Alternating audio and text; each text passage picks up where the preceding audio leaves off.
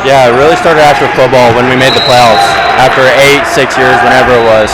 I think that boosted my confidence coming to the basketball and baseball and just setting expectations higher and higher. Given his junior year exploits on the diamond, the gridiron, and the hardwood, Ethan Carlisle has positioned himself as one of the more impactful three-sport athletes in the entire tri-states, with those quarterback point guard parallels of his of exceptional value to Illini West moving forward. You know, last year he was QB1 for our first playoff team since 2018. I think he went 8-1, his overall record in pitching for our baseball team last year. I think, honestly, handling the ball versus like a long team like we just played is way harder than playing quarterback.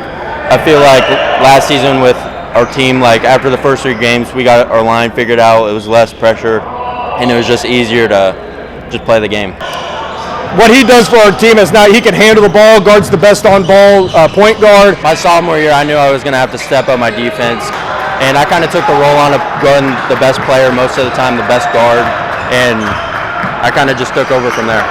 He's strong on the boards. He's hit some big shots. Eureka pops in my head last year at the Macomb Holiday Tournament. I texted him after he made all conference this past year, and I just said, I'm really glad I get to coach you one more year. Come winter, the spotlight on both Ethan's tangible and intangible gifts to Charger basketball will be all the brighter, with IW set to return 3 starters and 4 seniors from the winningest season in program history. This is probably the highest expectation since I've been here. Last year, I think, again, we went into a lot of games as underdogs, and Williamsville, the last game of the season, was no different with the chance to beat the number 6 team in the state. So we have 4 seniors, all returning. Wes Smith came off the bench, and then we have me, Brennan, and Wes that started last year. And then we have Miles Weir, who's really good for his age. He's amazing.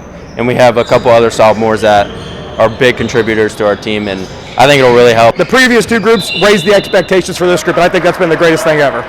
In terms of style, role, and leadership, Ethan has already proven himself an ideal on-court complement to returning Charger All-Stater Wes Robertson. He's a guy that's gotten more athletic, just naturally. I think success has helped with that. I think on the basketball court and the post especially, he's hard to guard. He had, I think, 8 double-doubles last year for our team. I haven't figured out the science behind sometimes how he fit some of the stuff he does, but I tell you one thing, again, really happy I have him back.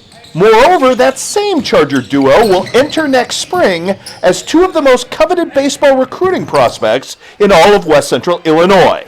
A validation for Ethan that his playing days don't have to end now with high school. So from my sophomore year, I was sitting low 80s, and then I made a huge jump. I'm going to be honest with you. I didn't really lift. I think I put on some weight, and I bulked up a little bit, and I think that's what helped me. But recently I've been in the weight room trying to gain velocity and just get recruited more by bigger schools.